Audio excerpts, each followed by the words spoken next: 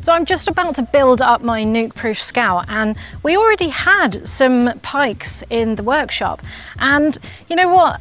They're not getting full travel, they're a bit notchy, there's oil leaking out the bottom, there's no rebound dial, and the bolt's threaded.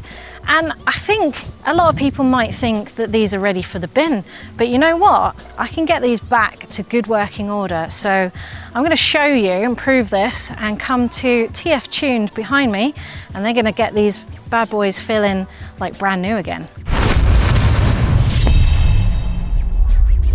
Okay, Greg, tell me what's savable on this, because I've threaded the bolt here. I don't think I'm getting full travel. I've not got a rebound dial. Yep. They feel a bit old and notchy. Yep. What can be done? So I mean, we kind of need to do like a full assessment of the product, but just kind of based upon what you said there, pretty much anything can be done to these, and they are really, really savable. So if I was to break it down into maybe 3 packages, like a bare minimum on a budget kind of package, yep, what would be the sort of first thing you do on a knackered old pair of forks?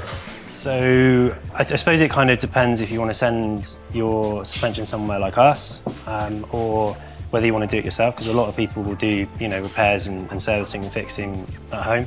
Good thing about SRAM or Rockshox is they've got really, really comprehensive tech videos and manuals online. So if you wanted to do it, I suppose, the most cost-effective way yourself, you can buy anything from just a lower service kit, which will address some of the problems you've just mentioned, but not all of them, up to the combination with that, some damping fluid, and like a full service kit, which is available from Rockshox. You can get these just online or via web shops and stuff, and perform the whole stuff yourself in your garage. I suppose it's kind of most cost-effective or kind of lowest level of service.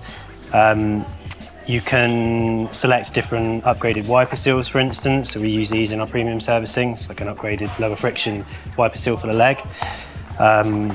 You can do kind of travel changes and seal head upgrades and things like that to bring the fork maybe a little bit higher in spec. So this one might change your fork from 130mm up to 140, or they're kind of like plug-in parts. Seal head upgrades to change the spec of the air springs and stuff like that. So that's kind of more of a middle option? Yeah, I mean, and again, obviously we can kind of do all this as part of a service. So if you're going as deep as doing these kind of upgrades, depending on how competent a home mechanic you are, it might pay to kind of, you know, send it to someone like ourselves, just because we do it day in, day out, and we know what we're looking for and feeling for. We can kind of plug all these things up, change bits about, and then kind of from there, I suppose your kind of upper premium level of servicing can be anything from just us performing the services like we just said with wiper seals and bits and bobs, right up to different damper upgrades and air spring upgrades, coil conversions. So like we have a damper upgrade here from Push Industries, which goes onto the old Charger 2.1, different shim stack for the rebound and top cap assembly. So that would effectively give it a different tune and give it more tunability in the compression dials? Yeah, like from us, we would basically valve that more specifically to a rider's weight. So from Rockshox at the factory, they have to cater to quite a broad band of rider weights and styles. So their kind of range of adjustment tends to be quite large. Whereas with these ones, we would kind of make it more specific to the exact application for like you on your bike and your riding weight and how you're using the thing, as opposed to just anyone who was liable to go and buy a medium, whatever it is, Nukeproof, or, you know, out of the kind of shop. And then the other upgrades, I mean, we can do kind of internal spring upgrades. So we deal with Vorsprung, which is a great aftermarket upgrade company. So we have piston upgrades for the insides of the air spring, goes in on the end of it. And what would that change in terms of feel? And this is more, it's not exactly the same as the new Zeb, but it's more similar to like the setup you would find in the new Zeb. This is more negative volume and a slight reduction in positive in your air chamber, so it changes the bias, gives you slightly more plush off the top ride, changes the point at which the mid-stroke kind of ramps, and then the ending progression is then based upon tokens and your kind of reduction that you're moving using this little top cap assembly. Nice, that sounds like my kind of bag. Well, should we take this down to the workshop and see what can be done? Sure, sounds good.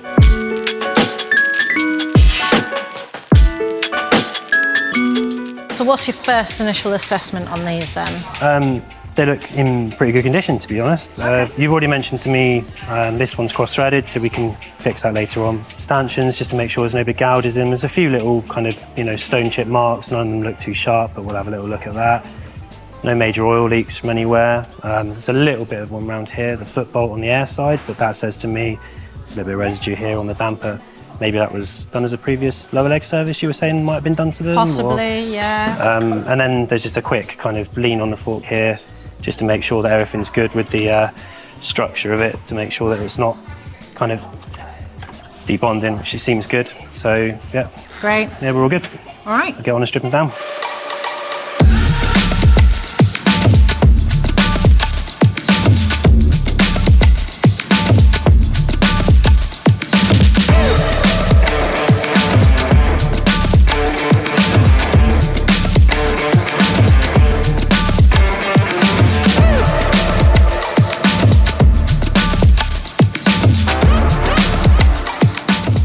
Right, so you've popped these open. What's your diagnosis? What have you found? There's a few little bits and bobs in them that weren't ideal. I mean, we said there's kind of ideally a bit too much grease and too much lubrication in there, which is going to be causing your problem with it sitting too deep in, not extending back out. But overall, the internal condition is good. Bushes are good. We've got the spec of the fork now with it in pieces in front of us, so we can kind of look at how we can make it better for you. Okay, cool. And what would you, we've had a chat and you know that I like kind of an initial supple kind of fork, but doesn't dive too much into the travel. What would you recommend? Is it good or can we make it better?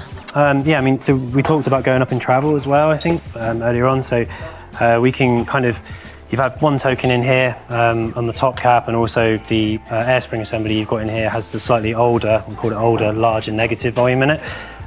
So by combining a slightly longer spring assembly, we can also then retrofit your larger negative parts from the older spring assembly onto it, maintaining the initial off-the-top response really supple, and then basically giving you slightly more travel, slightly more droop travel. It will sit a bit lower, but we're not necessarily going for a massive geometry change. We're just trying to get it as supple and track the floor as nice as possible.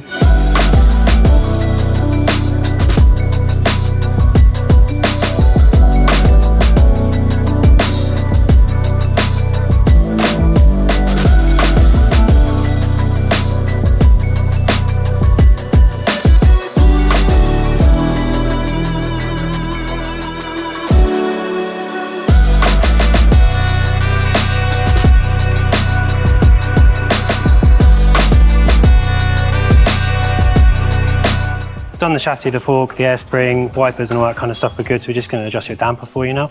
But as part of the service, just kind of do the strip and inspection.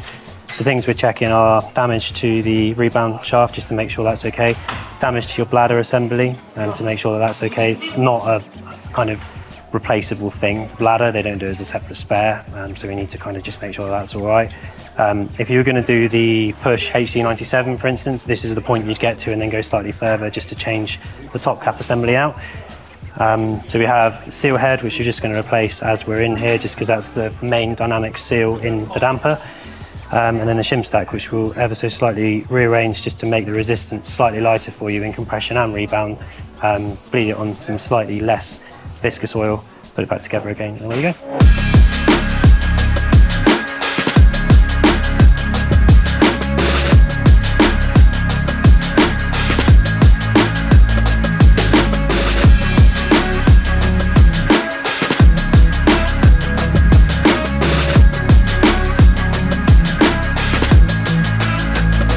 Right, Greg, so what problems were we able to fix on this? To be honest, there wasn't an amazing amount of problems with it. A few little bits and bobs, but obviously all added up to it not working amazingly well. So we have checked the fork externally for damage, which there kind of wasn't any, a few little nicks and bits, but it's fine. Foot bolts were actually, when the last service was done, fitted the wrong way around. So it meant you weren't able to adjust your rebound in there. So obviously we've rectified that. I've put a fresh set of crush washers on there. It's going to stop the oil from leaking out of the bottom, giving you a fresh rebound adjuster. So obviously you can do it without the use of an Allen key, which you can do, obviously, if you need to.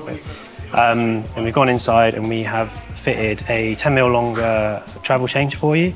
retrofitted the older seal head assembly to it just because I feel like it will work a bit better with your light rider weight. I've taken out the volume token in there, but obviously you can have it back, and if you decide you do want that bit more progression towards the end, you can just plug it back in. And then we've gone into the damper, done a full inspection, changed the seal head, and slightly changed the damping curves for you, so made it a little bit freer on compression and rebounds, just so it's kind of put you into the usable range for it. Amazing. So really it didn't need a whole lot of new parts. Obviously I've extended the travel, which changed that, and you've changed the shim stacks for me, but the forks generally felt terrible for just some oil in the negative chamber and needing a lower leg service, and just all little bits adding up. Yeah, the fact that your rebounds was kind of on the upper on the slow quarter side of the thing would not make the fork feel very nice for you as well. And yeah, so I mean, it was all little bits that I suppose added up to it not performing amazingly well. Amazing, thank you so much. No worries, it's all good.